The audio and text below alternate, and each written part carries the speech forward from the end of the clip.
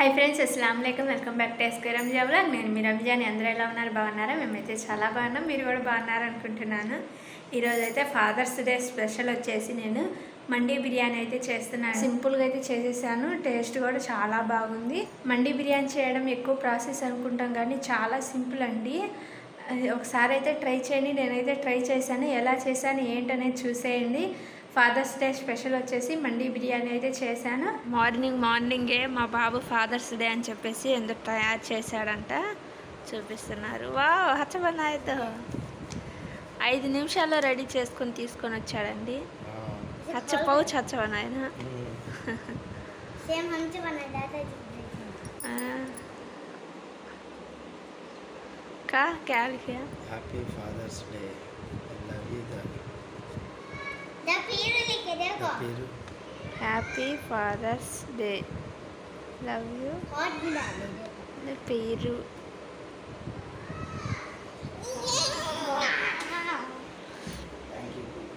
उन डबिंग कर था डब्बू आते మండి బిర్యానీ కోసం ఈ మసాలా అయితే తీసుకున్నా అండి చెక్క 4 యాలక్కాయలు 1 టేబుల్ స్పూన్ ధనియాలు 1 టేబుల్ స్పూన్ జీలకర్ర ఓ బిర్యానీ ఆకు 1/2 టేబుల్ స్పూన్ మిరియాలు అయితే కంపల్సరీ వేసుకోవాలి 8 లవంగాలు అయితే తీసుకున్నాను వీటిని అయితే మెత్తగా గ్రైండ్ చేసుకోవాలండి మిక్సీ జార్లో వేసుకొని ఒక బౌల్లోకి ఇప్పుడు గ్రైండ్ చేసుకున్న మసాలా ఉంది కదా అది వచ్చేసి ఒక 3 టేబుల్ స్పూన్ దాకా అయితే వేసుకున్నాను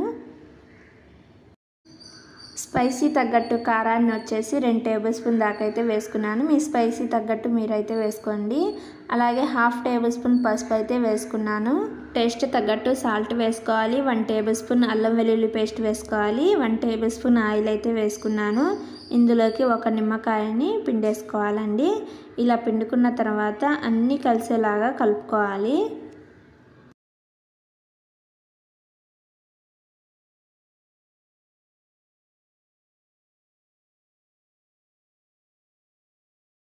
ఇలాగైతే కలుపుకున్న తర్వాత నేనైతే ఇలాగా మండి కోసం పీసెస్ అయితే కొంచెం పెద్దగా అయితే కొట్టించాలండి ఇప్పుడు ఒక 5 నిమిషాల పాటు బాగా మసాజ్ అయితే చేయాలి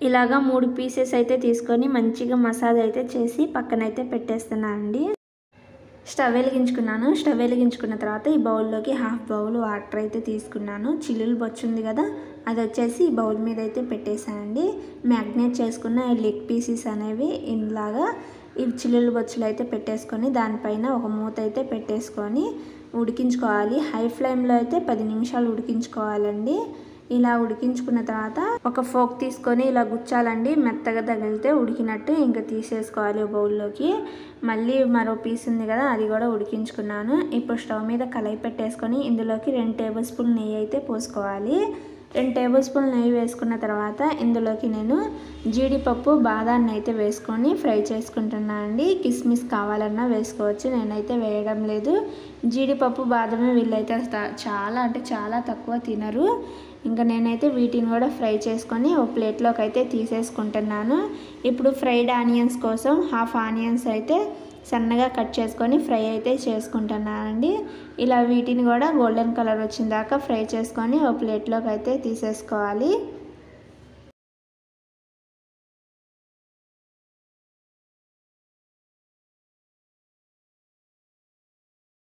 ఇప్పుడు ఇదే కళాయిలోకి 1 టేబుల్ స్పూన్ నూనె పోసుకొని ఉడికించుకున్న లెగ్ పీసెస్ ఉన్నాయి కదా వీటిని అయితే కళాయిలో ఫ్రై చేసుకోవాలండి హై ఫ్లేమ్ మీద మూత పెట్టేసుకొని ఫ్రై చేసుకోవాలి మూత పెట్టేసుకోకపోతే ఆయిల్ అనేది పైకి చిందుతూ ఉంటుంది ఇలాగా మూత పెట్టేసుకొని ఫ్రై చేసుకోండి మధ్య మధ్యలో కలుపుకుంటూ ఫ్రై చేసుకోవాలి షాలో ఫ్రై లాగైతే చేసుకోవాలండి ఇంకా అలా ఫ్రై చేసుకొని పక్కనైతే పెట్టేశాను మూడింటిని స్టవ్ వెలిగించుకొని బాండి పెట్టేసుకొని 2 టేబుల్ స్పూన్ నూనె వేసుకున్నాను ఇందులో సన్నగా కట్ చేసుకున్న ఆనియన్స్ వేసుకొని కొంచెం ఫ్రై చేసుకోవాలి 1 టేబుల్ స్పూన్ అల్లం వెల్లుల్లి పేస్ట్ మేము మసాలా కలుపుకున్నాం కదా ఇందాకలా ఆ మసాలా మిగిలిన మసాలా అయితే వేసుకొని ఫ్రై చేసుకున్నానండి. ఇప్పుడు ఫ్రై అయిపోయిన తర్వాత ఇందులోకి 1 గ్లాస్ రైస్కి 1.5 గ్లాస్ వాటర్ చొప్పున మరిగించుకున్న వాటర్ ఉన్నాయి కదా మసాలాలు, ఆ వాటర్ అయితే పోసుకోవాలి.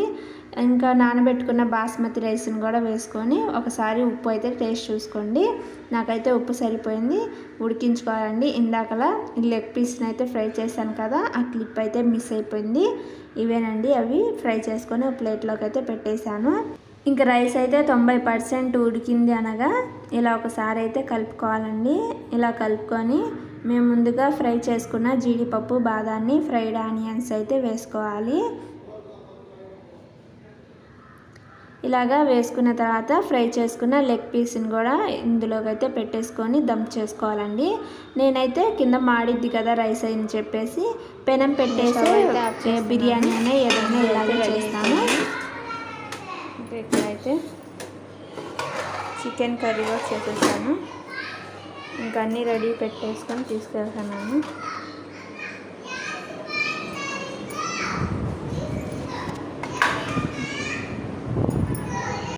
ఇంకా వేడి మండి బిర్యానీ అయితే రెడీ అయిపోయింది కదా, ప్లేట్లోకి అయితే సర్వ్ చేస్తున్నా అండి. టేస్ట్ అయితే చాలా బాగుంది, సింపుల్గా ఉంది. చాలా ఎక్కువ ప్రాసెస్ అనుకున్నాం కదండి, చాలా సింపుల్ అండి. మా పిల్లలైతే అసలు చాలా ఇష్టంగా తిన్నారు. ఇందులోకి ఏం వేసుకోలేదండి, ఆ లెగ్ పీసెస్ రైస్తోనే తినేశారు వాళ్ళైతే. ఇంకా పొడిగా రైస్ కూడా చాలా బాగా కుదిరిందండి. వీడియో అంతా చూసిన తర్వాత వీడియోకి ఒక లైక్ అయితే ఇవ్వండి. మీరు లైక్ ఇవ్వడం వల్ల నా వీడియోస్ ఇంకొంతమందికి రీచ్ అవుతాయి. ఇంకా ఇక్కడ నేను కూడా టేస్ట్ చేస్తున్నాను, చాలా బాగా కుదిరింది. అసలు పీసెస్ కూడా చాలా బాగున్నాయండి. ఇలాగైతే చేసేసుకోండి, సింపుల్ రెసిపీ, మండి ఎక్కువ ప్రాసెస్ అయితే కాదండి. क्या पीरू सुपर किया सफी कैसा? तुम साथ में जा रहे थे वहां पर झूला झूलते हैं मैं थैंक यू चलो चलो ए नीचे खड़ा डालो में डाले. మండి బిర్యానీ టేస్ట్ అయితే చాలా బాగుందండి. టేస్ట్ అయితే సూపర్ ఉంది. వీడియో నచ్చితే లైక్ చేయండి, షేర్ చేయండి, సబ్స్క్రైబ్ చేసుకొని సపోర్ట్ చేయండి. మరో న్యూ వీడియోస్తో మళ్ళీ కలుద్దాం. Thank you for watching. Okay bye.